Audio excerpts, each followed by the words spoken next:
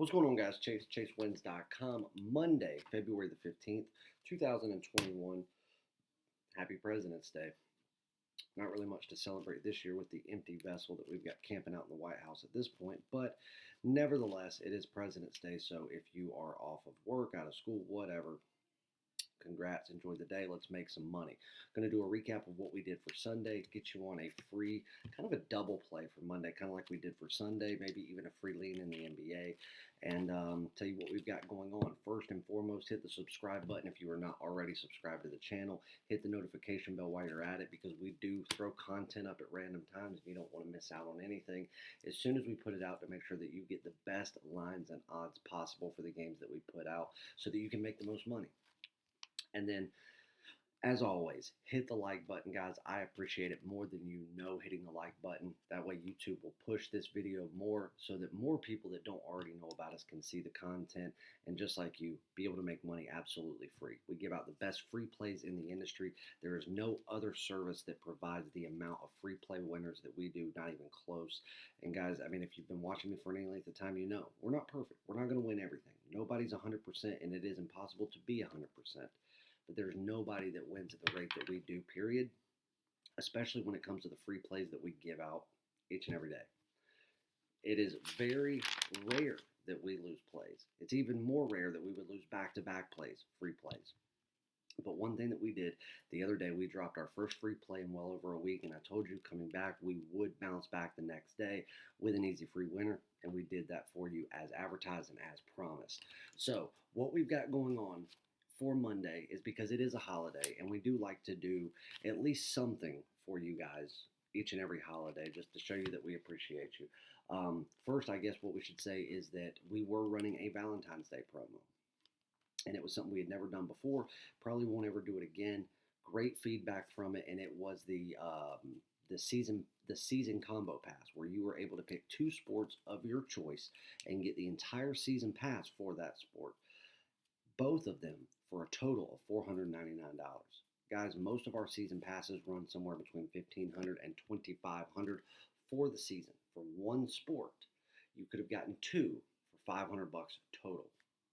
Now listen, if you sent an email because you had to tell me which seasons that you wanted to combine, the only thing you could not choose was Major League Baseball, and all you guys know why. Not doing Major League Baseball for that. We have the best Major League Baseball service in the industry, bar none. I am the MLB king, and that was not included.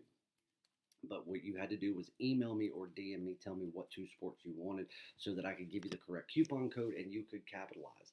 There are some people that have sent emails and DMs that have not gotten a response from me, myself, or one of the other staff members yet, and it was because there just was not enough hours in the day on Sunday. But don't worry, once the card is done for Monday, all the plays are out to the clients, the most important thing. I will be getting back to the rest of the emails, so don't worry, you didn't miss out. You will be getting your packages.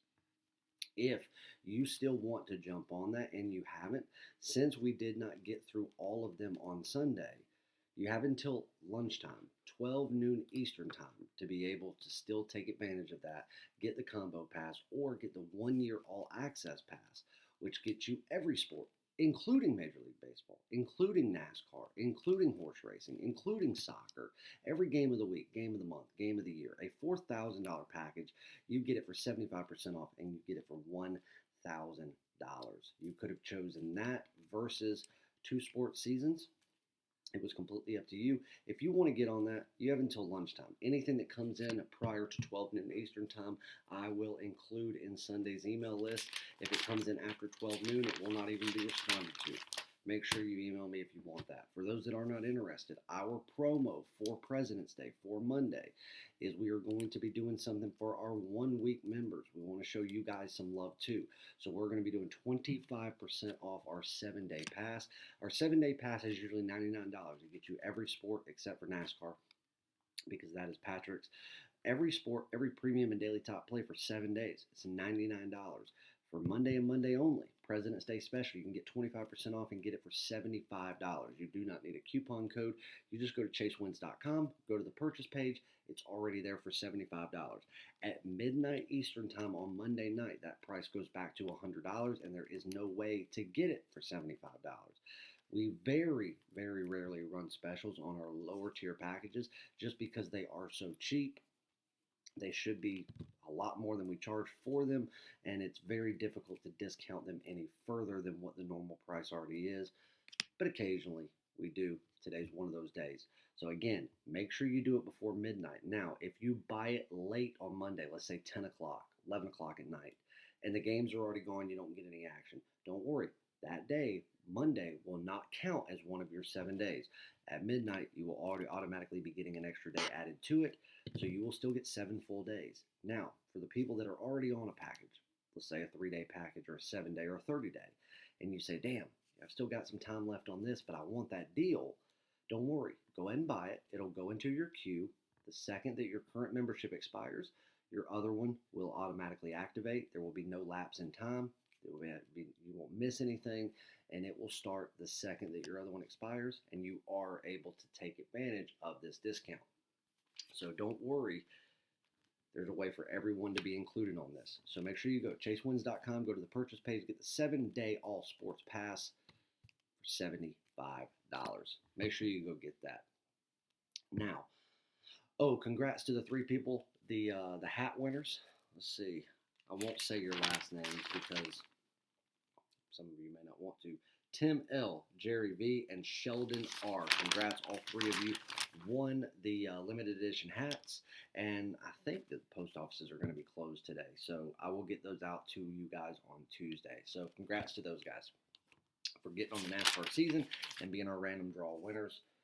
Much appreciated for participating. Let's get on a recap for what we did for Sunday, and then let's get you on a free play. So, soccer. Jerry and his soccer team had 2 premium plays released for Sunday, going a clean 2-0 on the day. So another fantastic, profitable soccer day. Clean sweep of the board, 2-0. NCAA basketball for Sunday. Originally, I was looking at 4 plays. One of the games ended up getting postponed, so couldn't really do anything there. And then one of the games, 3 players ended up getting pulled from the rotation for COVID protocol. It was a mixture of players between both teams. So that one ended up taking it below the threshold of a premium play. So I did not release that one. So 2 plays ended up getting released. Indiana State on the money line as well as against the spread. Both of them cashing with ease. And another 2-0 clean sweep in NCAA basketball. The only loss that we took today was the Charlotte Hornets. We took them +3. Barely missing that one. They played great, even though they were shorthanded.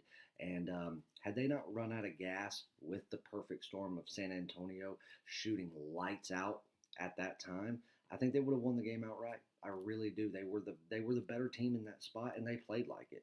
But we ended up losing that one. But a 4-1 day, another day of fantastic profit, and a great way to end the week. Guys, if you played all of our games this week, including Jerry's game of the week that he won on Saturday, you turned profit all 7 days. Every single day you turn fantastic profit. If you didn't play the game of the week, you have 1 day where you split out, maybe lost a little juice, but still profited 6 out of the 7 days. So give yourself a hand. A fantastic week, and I tell you this, mark my words, we're going to profit all 7 days of this week. So you better be on a package or else you're going to miss out. There's no excuse to miss out, guys. All right, so now let's talk about the elephant in the room and the swift kick in the nuts. The Daytona 500, the great American race, the start to the 2021 NASCAR season, and the race everybody was looking forward to. All but 3 seconds of that race couldn't have gone any better. Started out, Patrick had 4 head-to-head plays, one of them being a top play. Denny Hamlin over Kyle Larson, minus $1.30. Easy cash there. Top play, Kyle Busch over Kurt Busch at minus $1.20. Easy winner there. Kurt Busch was caught up in the lap 15 wreck.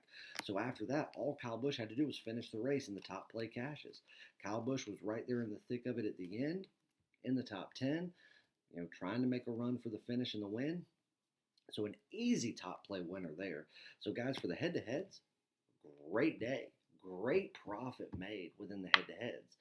But the swift kick in the nuts came with, on Patrick's race winner predictions, he had Joey Logano. And he also had Denny Hamlin. Hedging the two, right? So Denny Hamlin was plus 800. Joey Logano was 10-1 odds at plus 1,000. Denny Hamlin won stage 1 of the race and stage 2 of the race. And up until the last pit stop was leading the race. Would have won the race had he not had a bad pit stop, didn't set himself up good, and he dropped back 12 positions on the restart coming off of pit road. Those last 30 laps, Joey Logano was leading, and leading in dominant fashion. Now, everybody knew drivers were going to try to make a run on the last lap because that's what happens at the super speedways. That's what happens when you can go 2, 3, 4 wide at 200 miles an hour. But when they went to make that move, Logano was blocking, he was playing great defense, and he was the fastest car out there. And he was going to win the race. They come out of turn 3, or going into turn 3, there was a quarter mile left on the racetrack, which would have constituted for about 3 seconds in real time. And he was going to cross the finish line, and we were going to pick up another 10 units of profit there, take out what you hedged. We were going to pick up over 15 units of profit for the race and win the 4th straight Daytona 500 prediction. And I was sitting there counting the money. Keselowski gets loose, goes right into Logano, takes him into the wall for a 7, 8, 9 car pileup, and Michael McDowell, of all people, win the race. Now, we had a bunch of people email us afterwards and say, hey, I watched the race.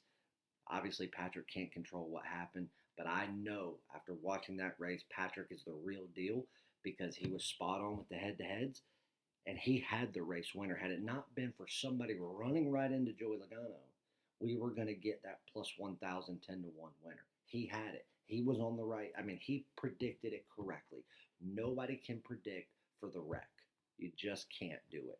So, you probably ended up splitting out the race after that. Now, most of the people that emailed us said that because of the top play winner, and they bet correctly, got great odds with their book, they still picked up a couple of units of profit. If you did or didn't, I'm not going to get into that argument. But what Patrick decided to do is we always guarantee profit on our race cards. Always.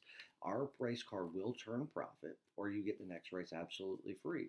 Even for those people that turned a couple of units of profit, he's giving them the next race free because he was so disappointed in what should have been an absolutely record-breaking Daytona 500 and a great way to start the season. Didn't happen, all because of one turn left to go.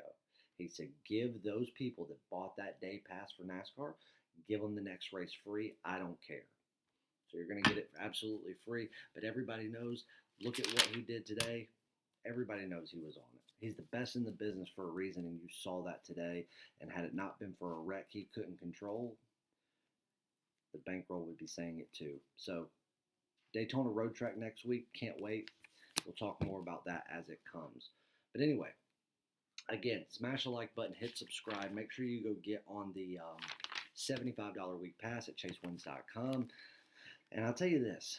If you want to get on something meaningful, if you want to get on something long-term, you want to make some real money, get on something long-term. Get on 2 seasons of your choice for $500 or get on the 1-year all access for $1,000. As long as you email or Twitter DM me by 12 noon this afternoon, after I get all the plays out and stuff, I'm going to go through every one of those messages and I'm going to make sure everybody gets linked up and signed up. You have to send it to me before then, though. If you send it to me at 3 in the afternoon, I'm not even going to look at it. Or I'm going to look at it and say, okay, you didn't hit the time limit. It's done. Because it should have been cut off at midnight Sunday, but we just didn't have enough time to get through all the people. That's the only reason I'm giving you the little extension. So, all right, anyway, let's get on a free play. This is a very interesting game, one that I'm pretty excited to watch. Virginia on the road taking on the Florida State Seminoles. Excuse me. Now, here's interesting. At the beginning of the year, what I tell you, that the 3 teams to watch out for in the ACC this year were who? Wake Forest, Miami, Florida State. Florida State, probably the most talented overall. Miami was going to be the most talented, but they're so young, it's going to take them a little bit of time. And your dark horse sleeper was going to be Wake Forest. Your blue blood teams, your North Carolinas, your Dukes, they'll be back next year. Dukes they've completely fallen off. North Carolina still probably got probably the most talented team, but they're still. Roy Williams is coaching some of the last 3 years. He's coached the youngest teams he's ever coached. But you still have Garrison Brooks, Armando Bacot, those guys. But you talk about a team like North Carolina or Duke that's so used to playing in front of the best and loudest and most passionate fans in all of college basketball to playing in front of nobody. That affects you. Florida State, they don't really have to worry about it. They're a football school, but anyway.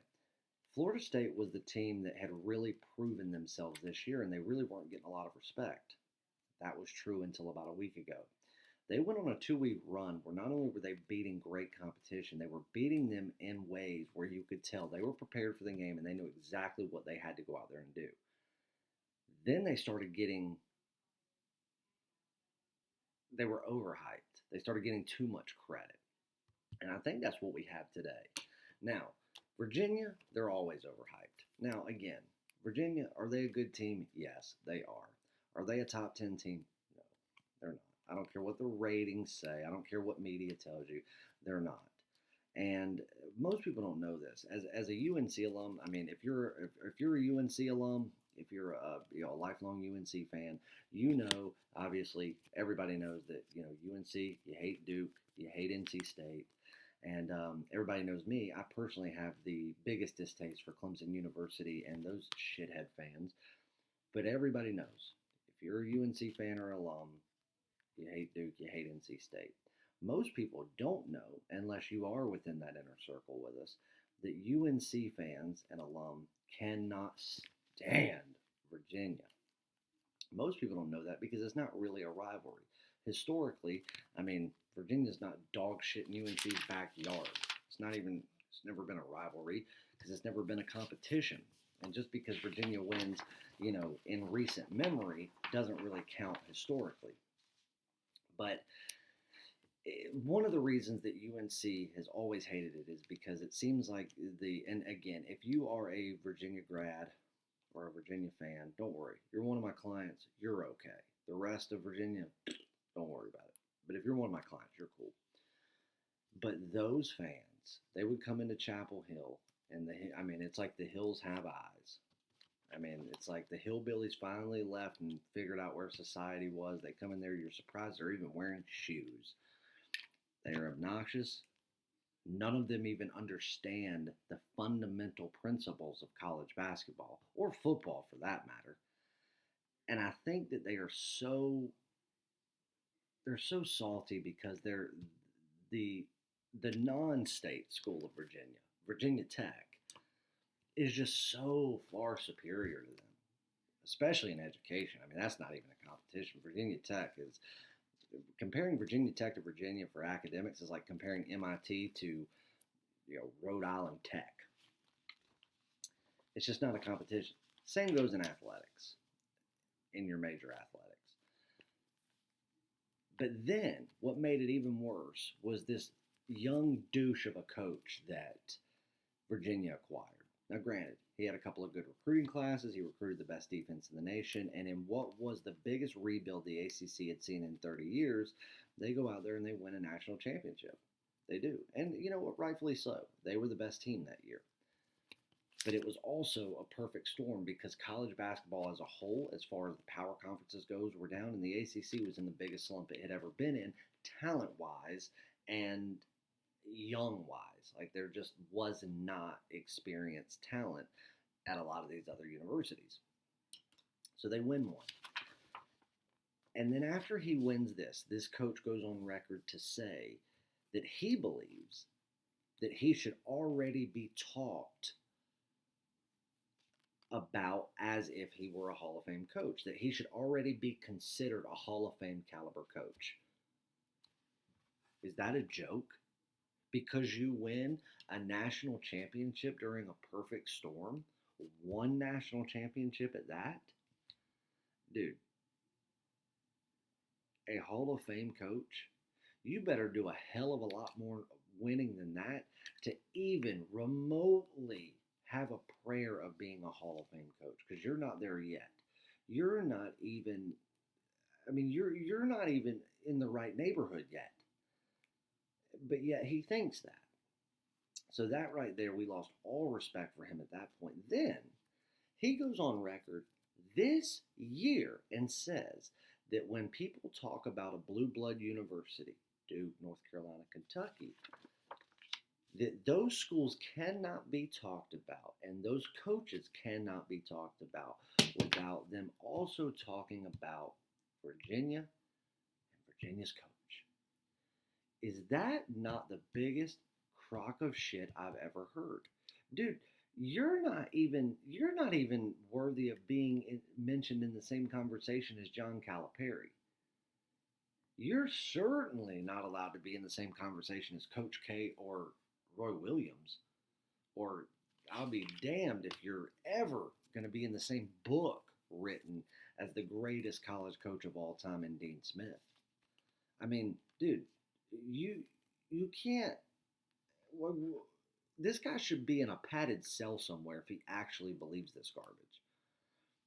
Dude, you're not dog shit on the bottom of Roy Williams' shoe, sir.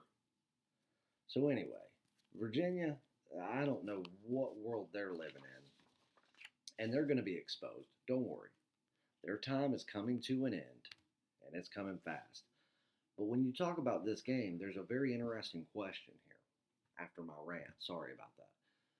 That who's the better team? Is it Virginia? Is it Florida State? The answer to that can be answered two different ways. You can have a very simple answer, or you can get more in depth to it, and either way you want to look at it, it can be right. The simple answer to the question is Virginia is the better team. Getting more in depth to it, you can answer it both ways. You could say Florida State's the better team. You could say Virginia's the better team. And in certain situations, you'd be right either way. What I mean by that is, offensively, who's the better team? Well, no, talent-wise. Who's got the most talented team? Florida State. They do. Now, again, they're young. They're dealing with some experienced people on the side of Virginia. So even though they're the most talented team, Virginia still holds the upper hand. Now, if we start talking about one side of the ball or the other, who's got the most talent on offense, or who's the better offensive team? Florida State. Who's the better defensive team? Virginia. Who's the better coach? Florida State. Who plays the best fundamental basketball? Virginia. Who can transition the best? Florida State. So again, it's kind of tit for tat. Now let's talk about what's gone on the past 2 weeks. You've had games that Virginia's won. Everybody was talking about, what they did in North Carolina. Let me tell you something. They should have beat North Carolina. They should have beat them by 30, but they didn't. Both teams played good defense, and Virginia got hot from outside at the right time, so they were allowed, they created some separation that allowed them to put the game away. They should have done that. It would have been odd had they not. But it wasn't anything spectacular. Virginia hasn't done anything spectacular in the past few weeks. Florida State, on the other hand, has really done some impressive things over the past few weeks. And that's where I think the odds makers are looking. They're looking at what's going on the past 2 weeks, 3 weeks. And they're looking at that. And I think that they're jumping the gun. They're being so focused on just what's happened there that they're starting to forget, wait a minute, you still have one of the better defensive teams in the nation in Virginia. One of the most experienced teams as far as the players on the court in Virginia and all of the ACC. Florida State still has ways to go. I'm telling you right now, Florida State will be a team that I truly believe that over the next 5 years, you are going to see make multiple tournament runs. I think Florida State makes the Elite Eight multiple times. I think that we see them in the Final Four at least once. I'm not saying they win a national championship, but if you make the Final Four, you have a true shot. And I do believe that you're going to see multiple ACC championships out of Florida State over the next 5 years, at least two. I think you're going to see one. I think you're going to see at least two regular season championships, and I think you're going to see at least one ACC tournament championship out of Florida State. They are the team to beat going forward. I think Miami's going to be right up there with them. I think Miami's going to be the team that's going to knock them off, if anybody. And then, of course, you'll have your Duke and North Carolinas right there with them that they will surpass them because it's who they are. But right now, I think that Florida State is being given just a little bit too much credit. Again, I think that if we were talking about this game a year in the future, Florida State would just outright be the better team on both ends of the ball, the team that can transition better, the team that can make adjustments better. But right now, overall, as a team, they're not the better team. Virginia is. Now, Virginia at home, they're not playing in front of fans like they will be in Tallahassee. Tallahassee's allowing more fans in there. But again, I don't think you're going to have to worry about the road team having a lot to worry about. One thing that I'm going to give Virginia credit for that a lot of people aren't giving them enough credit for is they are a very good road team. The year that they won the national championship, the most impressive thing outside of just their defense alone was the fact that they could be just as dominant on the road in hostile environments in a place like Cameron or the Dean Dome or the Carrier Dome or in Blacksburg going to Virginia Tech. They could be just as dominant on the road as they could at home, and that is not easy. It's not. So I'm going to give them the credit for that. And right now, so I don't think that what little crowd you're going to have in Tallahassee is going to make a difference for them at all. I think that both of these teams are coming in with about the same amount of rest. I think where you have the advantage with Florida State is they are going to be able to transition to whatever type of offense that Virginia wants to play. Florida State does better as a zone defense. Virginia forces people into a man-to-man situation because they move the ball like Villanova does. One thing is, they're not a great offensive team, and they haven't been a great offensive team really ever. Have they been a great offensive team? But they were well above average the year they won the national championship. They're not that team anymore offensively. And so while Florida State plays so much better defensively in a zone than they do man-to-man, Virginia's going to force them into man-to-man play. One thing about Florida State with that, because they are so young, they don't have a lot of stamina for man-to-man deep into a game. So you get 30 minutes into a game, that's where you see Florida State when they're forced to play man-to-man like they had to do multiple times over the past month. You start seeing their production go way down in the later minutes because they have nothing left to give. Virginia's going to force that out of them. One thing that Virginia is really good with, besides just great defensively, is they know how to preserve energy the right way. They can play a slow-paced game while still making the other team give them energy, and they can conserve it until the last 6-7 minutes of a game and run full steam ahead. They're one of the few teams in the country that can do that well. Iowa's really good at doing that. Baylor's pretty good at it. Gonzaga's really good at it. Virginia is probably the best at conserving energy and knowing when to use it and how to use it in the later minutes of a game. So what you have in this game is Florida State laying 1.5 on the money line. Well, Virginia's, 2 points. Let me double check that. We bet it at 2. I thought I saw 1.5 a second ago. Yep. All right. So it's still 2. So Virginia's catching 2 points, or if you took them on the money line, you'd be getting plus $1.10. What I think is going to happen is you are going to have a Florida State team that's going to be able to play better offensively, but I think that Virginia is going to force them to play outside the three-point line. Again, Florida State's not the most dominant from outside, so now it's going to be, are you going to be able to get red hot or not?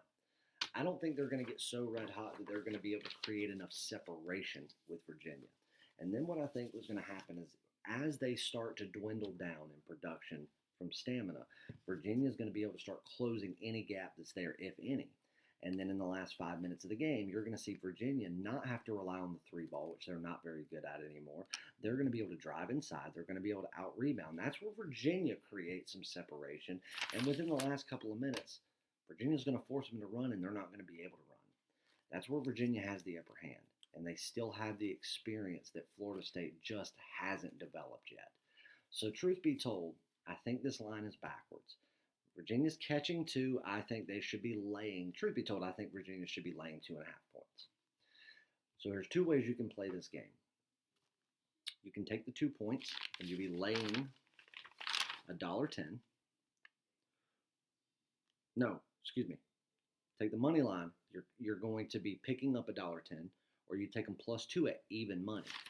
Beautiful on both sides. So here's another one of those situations where I don't care which one you play. You can take the 2 points. You can take them to win on the money line. Financially, it's about the same. You're getting the better value by taking the 2 points and laying even money, no juice, not laying anything extra, not risking anything more, and you've got the 2 points in your back pocket. That is the smarter play. But if you want to pick up the plus money, I'd take the money line at plus 110. Or you can do exactly what we did and bet both of them, because I do not think this game's going to be decided by 2 points. If Virginia doesn't win the game outright, I think they lose by 5 points or more. And as I think Virginia wins this game, I think they win by 5+ points. I do not see this game being decided by 2 points. That's why I'm okay with either one of those bets. I think financially both of them are smart, and it's just going to come down to whether or not you want to put points in your back pocket or not, which is never a bad idea. But on this situation, I'm okay with either one or even both. We bet both of them. Both of them are on the card. The choice is yours, but we're taking Virginia plus the points, and we think they're going to beat Florida State outright on the road. That's your free play. Sorry for the long video, but made sure that we wanted to get you something special for President's Day. Go jump on the $75 week. And I tell you what, here's your free link. I'm going to watch what the market does. I feel like some changes are going to be made, and there's something not being shown here yet as to why the market's so weak on this. And my position on this game is very small. I'm very small in this game. I will have a much larger position if information comes out tomorrow that tells me that this line is just off. Then before the line has a chance to move, I will be doubling, if not tripling, my position on this game. And if something happens and it comes out and we realize that it's this low for the reasons that I'm thinking it could be, I'll stay where I'm at and I'll stay small on it. Or if something comes out and it's detrimental to saying I don't want to play this game at all, I'm small on it. I could hedge it easily and get out of it with nothing. So right now, before the line moves, Golden State Warriors -7.5. I'd take it right now as a lean, even though there's not a lot of information on this game. Set yourself up small to be able to hedge yourself out of it if need be. But I'm telling you right now, this will be on the premium card just like that if the information comes back the way that I want it to. Because if it does, I'd be willing to lay as much as 9.5 on this game. So there's your free lean Golden State -7.5 in the NBA tomorrow. Go get Virginia +2 points. Take it both ways if you want to. Go get on the $75 week. I love you guys. I will answer everyone back that wants the combo season promo or the 1-year all access pass before 5 p.m. on Monday. Cannot wait to get all of you linked up long term. I love you guys so much, and I will see you back for another one shortly. Thanks.